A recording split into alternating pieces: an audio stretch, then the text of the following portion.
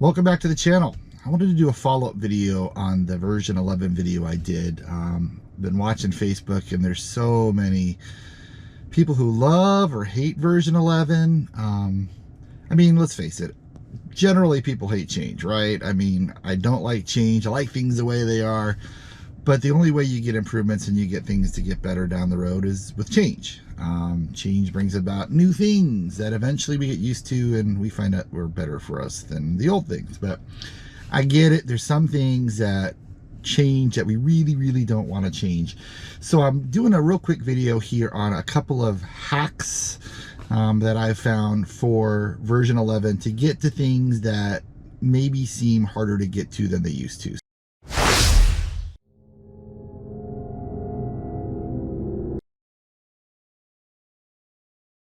So as we saw in the other video I did, a lot of things went to the control panel. And for example, if you want to get to the windshield wipers, which is one of the biggest things I hear people say is, I can't get to the windshield wipers easy. I have to click double things to get to the windshield wipers. You do have to hit controls and then you see your windshield wipers right here.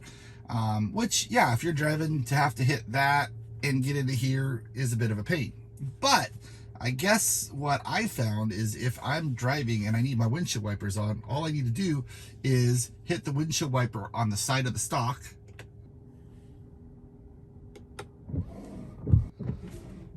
And it brings up my windshield wiper menu, which then I can change to any speed I want, or I can change it back to auto. So that's one thing that's pretty easy to do. Again, all you do is press the button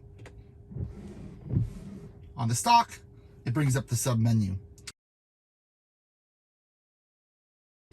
And I found that that's also true with the lights. Now, granted, I saw someone make a comment that this could be maybe a hazard, but if you pull or push on the stock, same stock,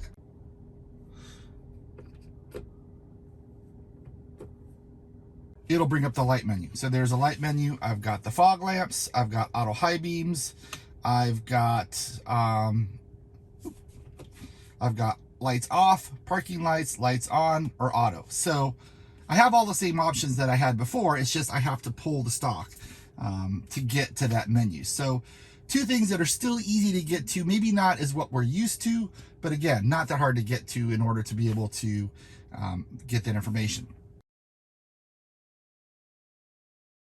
Another comment that I've seen is how hard it is to get to the heated seats. Before, there was a little icon down below here for heated seats.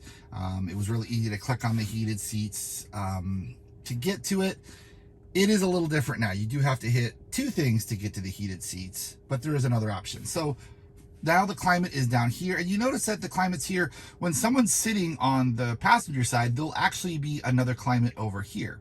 But if I click on the climate control, then it does bring up my full menu, and I'm able to change my heated seats right there. So it's really close. So it is require a second push, okay, to get to the heated seats.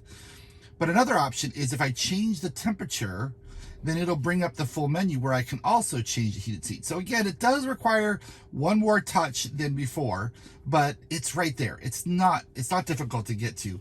I have been trying to work on the auto lately because I find that it actually heats the seat to the temperature that I want. Granted, I live in California and it's not as cold as it is in the Midwest. And I don't know if that works as well in the Midwest. If you know, comment down below. But to set the temperature at what I need to based on the ambient temperature outside, it's done a really good job of turning the heated seats on to the level that I need to get the car to the temperature I want, interior.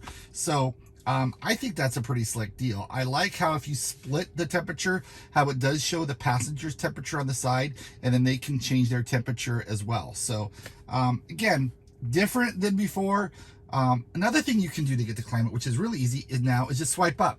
If you swipe up from any screen, from anywhere, it will bring up that control. So if I'm driving, that to me is a pretty easy thing to swipe up and hit the heated seat. So, you know, I get that it's different. But when I was driving, it would be harder for me to find and hit that button and keep my hand steady than it is to hit this bigger button, which is a bigger button, easier for me to hit. So again, it's a change. It does require an extra push, but I think being bigger with the button, it makes it easier for me to do it and safer for me to drive. Another thing that's different is the profile, the driver profiles. Driver profiles used to be right up here. It's not there anymore. To get the driver profiles, you do have to go to the control menu, and there it is at the top, just like it was before. It does require an extra push to get there. I guess my argument would be that I have my driver profile set, so I don't need to change that when I'm driving. And so I don't need to, when I'm actively moving the car, have to make that change. I will say the one thing I do have a problem with is my wife is 5'4", I'm 6'4", and so her settings are quite a bit different than my settings are. Her settings are the default settings, so if her phone is near the car when I get in, it will change to her profile setting. But that's something that you can do to make things easier on yourself, is to actually go in to your profiles. If you go driver profile settings, you can add a profile for whoever's going to drive the car.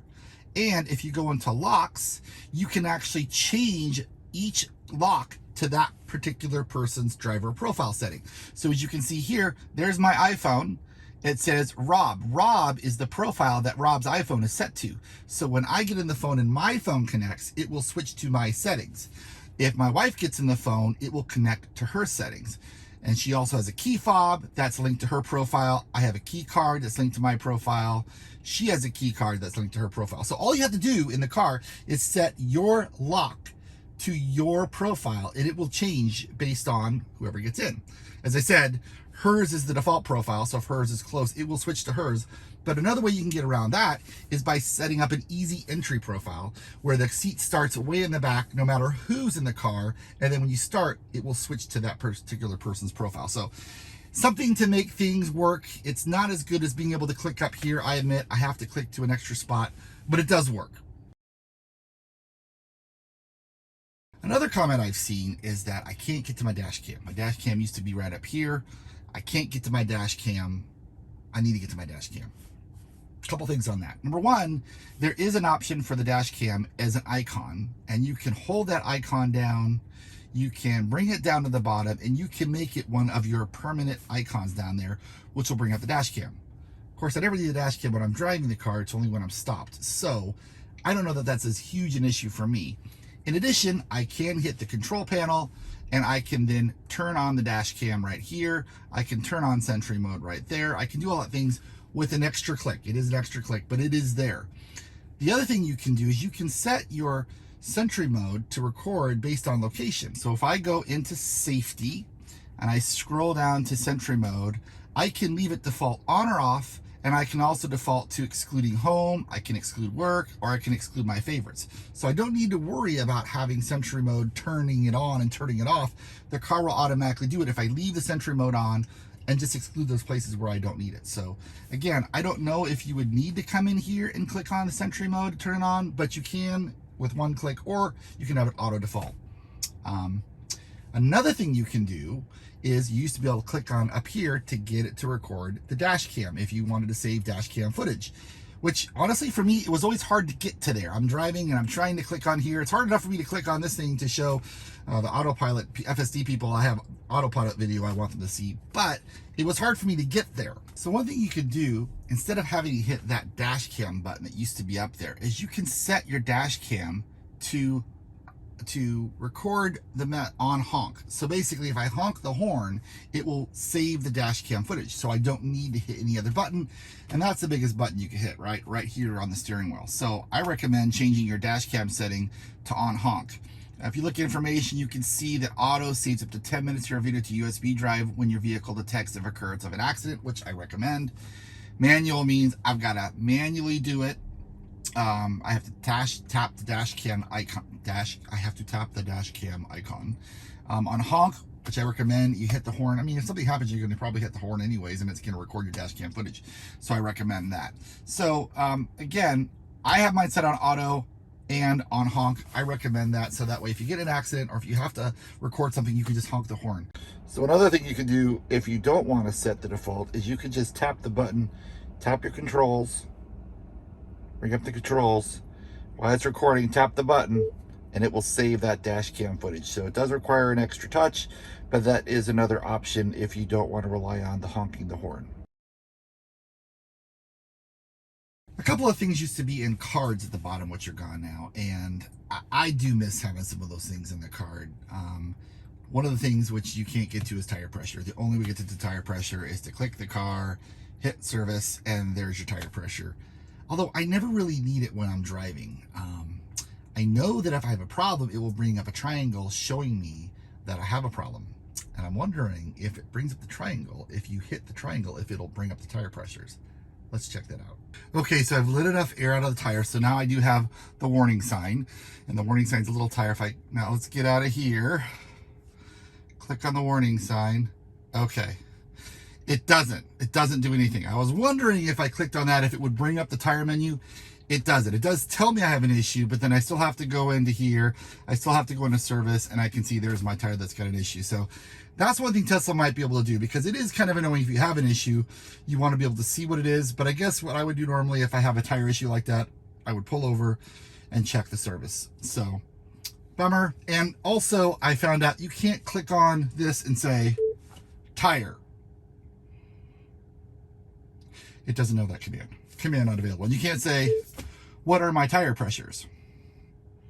Doesn't know that. So maybe they could either make it so if you click on the warning indicator, it'll bring up the tire pressure screen, or you could say tire or tire pressures with a voice command and it'll allow that. And I'm thinking Tesla knows that people are upset about this tire pressure thing, so that's something that they might change soon.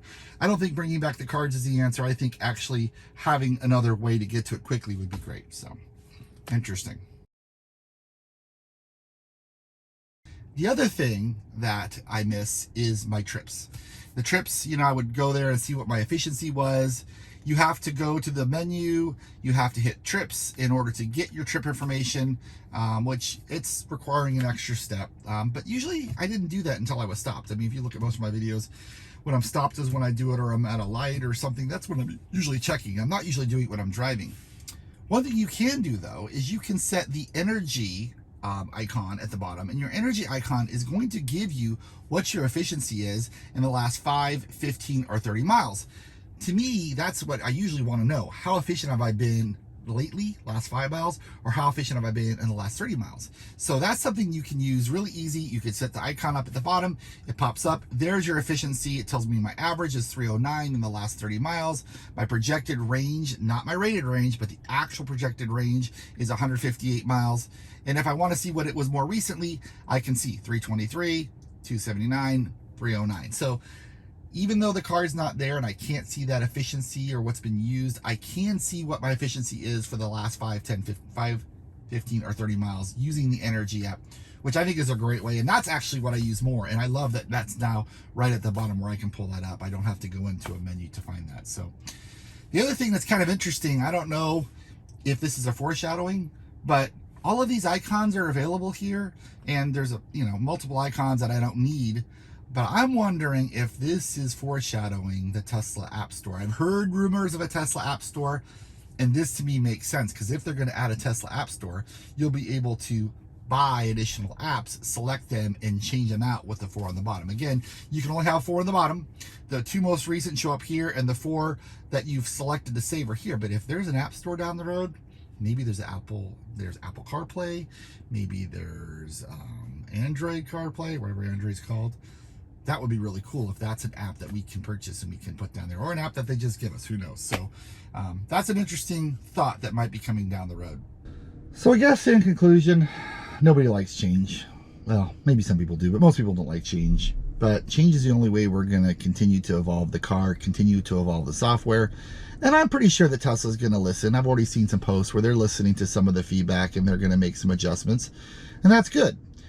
But I think sometimes we need to reach outside our comfort zone and embrace change so we can have something maybe along that's better. So I don't know. That's just my thoughts. I'm sure you have thoughts. If you do, comment down below what you think about the change, what you think about this. And I hope some of these hacks are going to help you to be able to access things that you couldn't access before as easily. So that's all I got for this week. If you like this video, please like and subscribe. Tell your friends about it. Post it on Facebook. Let people know about the channel. I'd love to continue to grow the channel, and I could definitely use your help. That's all for now. We'll see you next time.